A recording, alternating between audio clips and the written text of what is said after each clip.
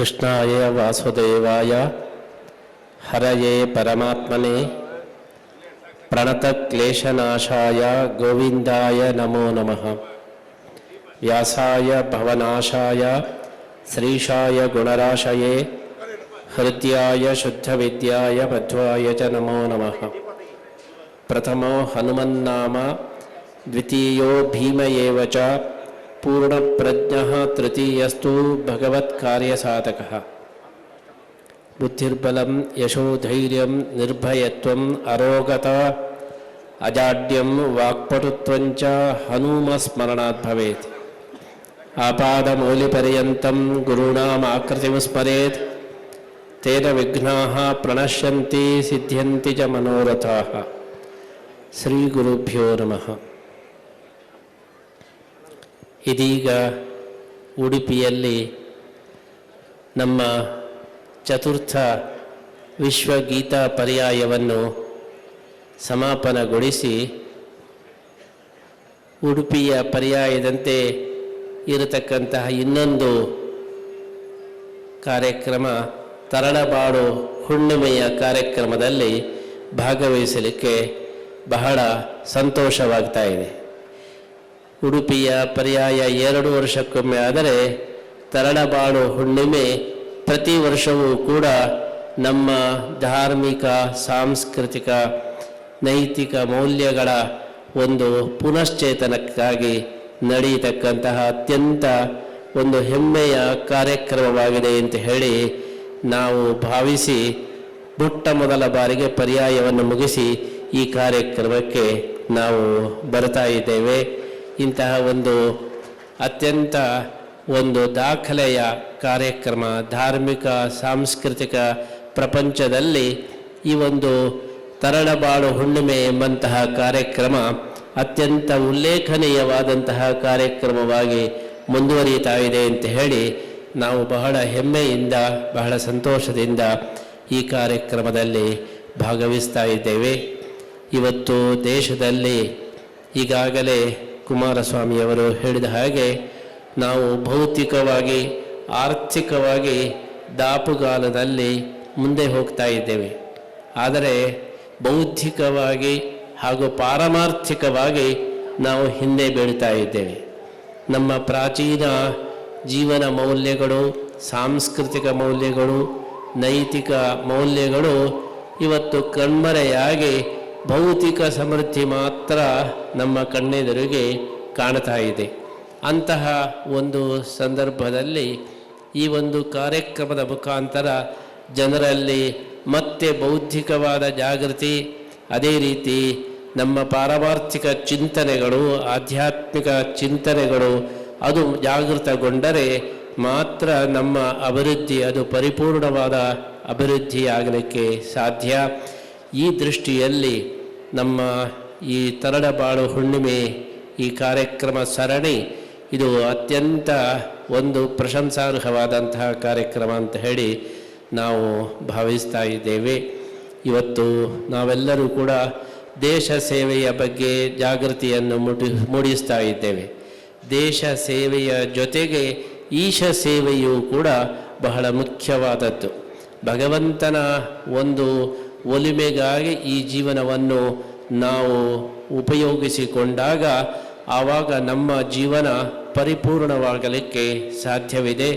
ಈ ದೃಷ್ಟಿಯಲ್ಲಿ ಆರ್ಥಿಕ ಪಾರಮಾರ್ಥಿಕ, ದೇಶ ಈಶ ಈ ಎರಡೂ ಚಿಂತನೆಯನ್ನು ಸಮನ್ವಯಗೊಳಿಸುವ ದೃಷ್ಟಿಯಲ್ಲಿ ಈ ಕಾರ್ಯಕ್ರಮ ಅತ್ಯಂತ ಅರ್ಥಪೂರ್ಣವಾಗಿದೆ ಅಂತ ಹೇಳಿ ನಾವು ಭಾವಿಸ್ತಾ ಇದ್ದೇವೆ. ತರಳಬಾಳು ಶಿವಮೂರ್ತಿ ಸ್ವಾಮಿಗಳವರು ಅವರ ಉತ್ತಮವಾದ ಲೇಖನಗಳಿಂದ ಈ ಒಂದು ಜಾಗೃತಿಯನ್ನು ಮಾಡುತ್ತಾ ಬಂದು ಈ ಒಂದು ಕಾರ್ಯಕ್ರಮದ ಮುಖಾಂತರವೂ ಕೂಡ ಅದೇ ಜಾಗೃತಿಯನ್ನು ಮೂಡಿಸ್ತಾ ಇದ್ದಾರೆ. ಅವರ ಲೇಖನಗಳ ನಿರಂತರ ಓದುಗರಾಗಿಯೂ ಕೂಡ ನಾವು ಯಾವಾಗಲೂ ಅವರ ಜೊತೆಗೆ ಸಂವಾದವನ್ನು ಮಾಡುತ್ತಾ ಇದ್ದೇವೆ. ಅಂತಹ ಈ ಕಾರ್ಯಕ್ರಮಕ್ಕೆ ನಾವು ವಿಶೇಷವಾದ ಶುಭವನ್ನು ಹಾರೈಸುವುದಕ್ಕೋಸ್ಕರ ಇಲ್ಲಿಗೆ ಬಂದಿದ್ದೇವೆ. ನಮ್ಮ ಚಿಂತನೆ ಅದೇ ರೀತಿ ತರಳಬಾಳು ಶ್ರೀಗಳವರ ಚಿಂತನೆಯೂ ಕೂಡ ಅದು ಸಮಾನವಾಗಿದೆ. ಗೀತೆಯ ಸಂದೇಶದಂತೆ ನಾವೆಲ್ಲರೂ ಕೂಡ ನಮ್ಮ ಉದ್ಧರೇದ ಆತ್ಮನಾತ್ಮಾನಂ ನಾತ್ಮಾನಮವಸಾದಯೇತ್ ಎಂಬಂತೆ ಆತ್ಮೋದ್ಧಾರವನ್ನು ಮಾಡಿಕೊಳ್ಳುವುದಕ್ಕೋಸ್ಕರ ನಾವು ಪರಿಪೂರ್ಣವಾದಂತಹ ಹೆಜ್ಜೆಯನ್ನು ಇಡಬೇಕು. ಈ ದೃಷ್ಟಿಯಲ್ಲಿ ಕೇಂದ್ರ ಸರ್ಕಾರ ಆತ್ಮನಿರ್ಭರ ಎಂಬಂತಹ ಒಂದು ಕಾರ್ಯಕ್ರಮವನ್ನು ಏನು ಹಾಕಿಕೊಂಡಿದೆ, ಅದು ಭಗವದ್ಗೀತೆಯ ಸಂದೇಶದ ಸಾರ ಎಂಬುದಾಗಿ ನಾವು ಭಾವಿಸ್ತಾ ಇದ್ದೇವೆ. ಇವತ್ತು ನಾವು ನಮ್ಮ ಅಭಿವೃದ್ಧಿಯನ್ನು ನಾವೇ ಮಾಡಿಕೊಂಡರೆ ಮಾತ್ರ ನಾವು ಉಳಿಯಬಹುದು ಎಂಬುದಕ್ಕೆ ಇವತ್ತಿನ ಪರಿಸ್ಥಿತಿಯೇ ನಮಗೆ ಪಾಠವನ್ನು ಹೇಳ್ತಾ ಇದೆ. ನಮ್ಮ ತನವನ್ನು ನಾವು ಬೆಳೆಸಿಕೊಂಡಾಗ, ನಮ್ಮ ಉದ್ಧಾರವನ್ನು ನಾವೇ ಮಾಡಿಕೊಂಡಾಗ ನಮಗೆ ಬರತಕ್ಕಂಥ ಎಲ್ಲ ಸವಾಲುಗಳನ್ನು ನಾವು ಎದುರಿಸಲಿಕ್ಕೆ ಸಾಧ್ಯವಾಗ್ತದೆ. ಆದ್ದರಿಂದ ಅಂತಹ ಸ್ವಾವಲಂಬನೆ, ಅಂತಹ ಒಂದು ಸ್ವಾತ್ಮೋದ್ಧಾರ, ಅದರ ಚಿಂತನೆ ಇವತ್ತು ಬಹಳ ಅವಶ್ಯಕವಾಗಿದ್ದು, ಗೀತೆಯ ಹಿನ್ನೆಲೆಯಲ್ಲಿ ನಮ್ಮ ಜೀವನದ ಒಂದು ನಿರೂಪಣೆಯನ್ನು ನಾವು ಮಾಡಿದಾಗ ನಮ್ಮ ಜೀವನ ಸಾರ್ಥಕವಾಗ್ತಾ ಇದೆ. ಅಂತಹ ಗೀತೆಯ ಸಾರ, ವಚನಗಳ ಸಾರ, ಸಂತರ ಒಂದು ಮಾತಿನ ಸಾರ, ಇದನ್ನು ನಾವು ಮತ್ತೆ ಪುನಃ ಜ್ಞಾಪಿಸಿಕೊಳ್ಳುವುದು, ಮತ್ತೆ ಪುನಃ ಅದನ್ನು ಜಾಗೃತಗೊಳಿಸುವುದು ಇವತ್ತಿನ ಅತ್ಯಂತ ಅವಶ್ಯಕವಾದಂತಹ ಒಂದು ಕಾರ್ಯವಾಗಿದ್ದು, ಈ ದೃಷ್ಟಿಯಲ್ಲಿ ನಮ್ಮ ಶಿವಮೂರ್ತಿ ಶಿವಾಚಾರ್ಯ ಸ್ವಾಮಿಗಳವರ ಈ ಒಂದು ಕಾರ್ಯಕ್ರಮದ ಸರಣಿ ಇದು ಅತ್ಯಂತ ಒಂದು ದಾಖಲೆ, ಅದೇ ರೀತಿ ಗಮನಾರ್ಹವಾದಂತಹ ಒಂದು ಶ್ರೇಷ್ಠವಾದಂತಹ ಕಾರ್ಯಕ್ರಮವಾಗಿದೆ. ಇಂತಹ ಕಾರ್ಯಕ್ರಮಕ್ಕಾಗಿ ನಾವು ತರಳಬಾಳು ಸ್ವಾಮಿಗಳವರನ್ನು ವಿಶೇಷವಾಗಿ ಅಭಿನಂದಿಸ್ತಾ ಇದ್ದೇವೆ. ತರಳಬಾಳು ಕಾರ್ಯಕ್ರಮದ ಸಂದೇಶ ಸರಳಬಾಳು ಕೂಡ ಆಗಿದೆ. ಸರಳವಾಗಿ ಬಾಳಲಿಕ್ಕೆ ನಾವು ಕಲಿತಾಗ ನಮ್ಮ ಜೀವನ ಅದು ಶಾಂತಿಮಯವಾಗ್ತದೆ. ನಾವು ಯಾವಾಗ ಅಹಂಕಾರ ಅಥವಾ ಶ್ರೀಮಂತಿಕೆಯ ಹಿಂದೆ ಹೋಗ್ತೇವೋ ಆವಾಗ ಅಶಾಂತಿ, ನೆಮ್ಮದಿ ಹೋಗಿಬಿಡ್ತದೆ, ಅಶಾಂತಿ ಬಂದು ಬಿಡ್ತದೆ. ನಾವು ಇವತ್ತು ಸುಖಕ್ಕೆ ಹೆಚ್ಚು ಪ್ರಾಶಸ್ತ್ಯವನ್ನು ಕೊಟ್ಟು ಶಾಂತಿಗೆ ಕಡಿಮೆ ಪ್ರಾಶಸ್ತ್ಯವನ್ನು ಕೊಟ್ಟದ್ದರಿಂದ ಇವತ್ತು ಅಶಾಂತಿ ಜಾಸ್ತಿ ಆಗ್ತಾ ಇದೆ. ಕೃಷ್ಣ ಹೇಳ್ತಾ ಇದ್ದಾನೆ, ಯಾವರು ಕಾಮಗಳನ್ನು, ಆಸೆಗಳನ್ನು ಕಡಿಮೆ ಮಾಡಿ ಭಗವಂತನ ಕಡೆಗೆ ಗಮನವನ್ನು ಕೊಡ್ತಾರೆ, ಸಶಾಂತಿ ಮಾಪ್ನೋತಿ ನ ಕಾಮಕಾಮಿ. ಆಸೆಗಳ ಹಿಂದೆ ನಾವು ಬೆನ್ನು ಹತ್ತಿದರೆ, ಭೌತಿಕ ಆಸೆಗಳ ಹಿಂದೆ ನಾವು ಬೆನ್ನು ಹತ್ತಿದರೆ ಅದರ ಫಲ ಕೇವಲ ಅಶಾಂತಿ ಮಾತ್ರ ಇರುತ್ತದೆ. ಹಾಗಾಗಿ ನಾವು ಭಗವಂತನ ಬೆನ್ನು ಹತ್ತಿದರೆ ಶಾಂತಿ, ನೆಮ್ಮದಿ ದೊರಕುತ್ತದೆ ಎಂಬಂತಹ ಕೃಷ್ಣನ ಸಂದೇಶ, ಎಲ್ಲ ಧರ್ಮಗಳ ಸಂದೇಶ. ಇಂತಹ ಸಂದೇಶವನ್ನು ಮತ್ತಷ್ಟು ಜನರಲ್ಲಿ ಜಾಗೃತಗೊಳಿಸ್ತಕ್ಕಂತಹ ಇಂತಹ ಕಾರ್ಯಕ್ರಮಗಳು ಬಹಳ ಅವಶ್ಯಕವಾಗಿದೆ. ಈ ದೃಷ್ಟಿಯಲ್ಲಿ ಈ ಒಂದು ಕಾರ್ಯಕ್ರಮ ಎಲ್ಲ ಧಾರ್ಮಿಕ ನಾಯಕರಿಗೆ ಸ್ಫೂರ್ತಿದಾಯಕವಾಗಿದೆ. ಸಮಾಜದಲ್ಲಿ ಅಲ್ಲಲ್ಲಿ ತರಳ ಹುಣ್ಣಿಮೆಯ ಈ ಕಾರ್ಯಕ್ರಮಗಳಂತೆ ಬೇರೆ ಕಾರ್ಯಕ್ರಮಗಳು ನಡೆದರೆ ಆ ಪರಿಸರದಲ್ಲಿ ಒಳ್ಳೆಯ ನೆಮ್ಮದಿ ದೊರೆಯಲಿಕ್ಕೆ ಸಾಧ್ಯ ಇದೆ ಎಂಬುದನ್ನು ನಾವು ಮನಗಂಡಿದ್ದೇವೆ. ನಾವು ಅಮೇರಿಕದಲ್ಲಿ ಒಮ್ಮೆ ದೇವಸ್ಥಾನವನ್ನು ಮಾಡೋದಕ್ಕೋಸ್ಕರ ಫಿಲಡೆಲ್ಫಿಯಾದ ಹತ್ತಿರ ಜಾಗ ಹುಡುಕಲಿಕ್ಕೆ ನಾವು ಹೊರಟೆವು.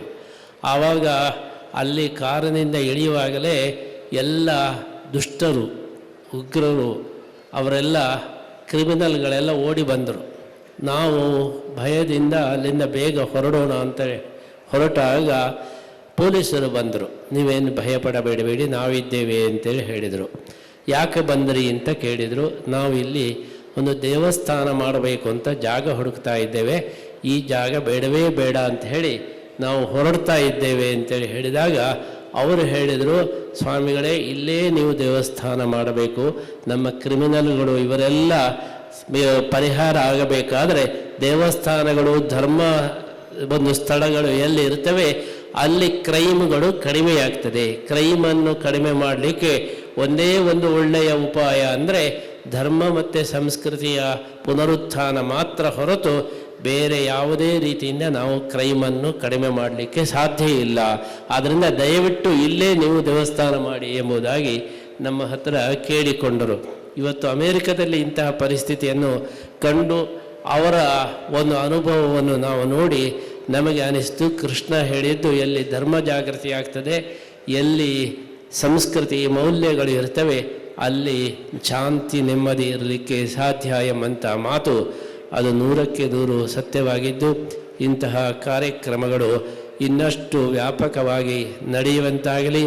ಇಂತಹ ಒಂದು ಸರಣಿ ಕಾರ್ಯಕ್ರಮಗಳು ಅನೇಕ ವರ್ಷಗಳಿಂದ ತರಳಬಾಳು ಸ್ವಾಮಿಗಳವರು ನಡೆಸಿಕೊಂಡು ಬಂದದ್ದಕ್ಕೆ ನಾವು ವಿಶೇಷವಾಗಿ ಅಭಿನಂದಿಸ್ತಾ, ಇಲ್ಲಿ ಭಾಗವಹಿಸಿದಂಥ ಎಲ್ಲರಿಗೂ ಕೂಡ ಒಳ್ಳೆಯ ಸ್ಫೂರ್ತಿ, ಉತ್ಸಾಹ, ಜೀವನೋತ್ಸಾಹ ಇನ್ನಷ್ಟು ವೃದ್ಧಿಯಾಗಲಿ ಅಂತ ಹೇಳಿ ನಾವು ಹಾರೈಸ್ತಾ, ಈ ಒಂದು ಕಾರ್ಯಕ್ರಮದಲ್ಲಿ ಅನೇಕ ರಾಜಕಾರಣಿಗಳನ್ನು, ನಮ್ಮ ರಾಜ್ಯದ ಉತ್ತಮ ರಾಜಕಾರಣಿಗಳನ್ನು ಕೂಡ ಒಳಗೊಂಡು ಮಾಡುವುದು ಇದು ಬಹಳ ಶ್ರೇಷ್ಠವಾದದ್ದು. ಯಾಕೆಂದರೆ ಇಡೀ ದೇಶವನ್ನು ರಾಜ್ಯವನ್ನು ಆಳತಕ್ಕಂತಹ ನಮ್ಮ ನಾಯಕರುಗಳಿಗೆ ಇಂತಹ ಸ್ಫೂರ್ತಿ ಬಂತು ಅಂತೇಳಿ ಹೇಳಿದರೆ ಅವರ ಮುಖಾಂತರ ಸಮಾಜದಲ್ಲಿ ಈ ಜಾಗೃತಿ ಇನ್ನಷ್ಟು ಆಗಲಿಕ್ಕೆ ಸಾಧ್ಯವಿದೆ. ಈ ದೃಷ್ಟಿಯಲ್ಲಿ ನಮ್ಮ ರಾಜ್ಯದ ಉತ್ತಮ ಮುಖ್ಯಮಂತ್ರಿಗಳಾಗಿದ್ದಂತಹ ಶ್ರೀಯುತ ಯಡಿಯೂರಪ್ಪ ಅವರು, ಹಾಗೆಯೇ ಒಳ್ಳೆಯ ಧಾರ್ಮಿಕ ಭಾವನೆ ಇರತಕ್ಕಂತಹ ಕುಮಾರಸ್ವಾಮಿಯವರು, ಇಂತಹ ನಾಯಕರ ಜೊತೆಗೆ ಈ ಒಂದು ಪಾರಮಾರ್ಥಿಕವಾದಂತಹ ಧಾರ್ಮಿಕ ಆಧ್ಯಾತ್ಮಿಕ ಕಾರ್ಯಕ್ರಮವನ್ನು ನಡೆಸ್ತಾ ಇರುವುದು ಇದು ಅತ್ಯಂತ ಒಂದು ಪ್ರಶಂಸನೀಯ ಅಂತೇಳಿ ಹೇಳ್ತಾ, ಈ ಒಂದು ಕಾರ್ಯಕ್ರಮ ಮುಖಾಂತರ ಎಲ್ಲ ನಾಯಕರಿಗೂ ಎಲ್ಲ ಪ್ರಜೆಗಳಿಗೂ ಕೂಡ ಉತ್ತಮವಾದಂತಹ ಸ್ಫೂರ್ತಿ, ಉತ್ಸಾಹ, ಉತ್ತೇಜನ, ಜೀವನೋತ್ಸಾಹ ಅದು ಬರುವಂತಾಗಲಿ ಅಂತೇಳಿ ಹಾರೈಸ್ತಾ ನಮ್ಮ ಮಾತನ್ನು ಮುಗಿಸ್ತಾ ಇದ್ದೀವಿ.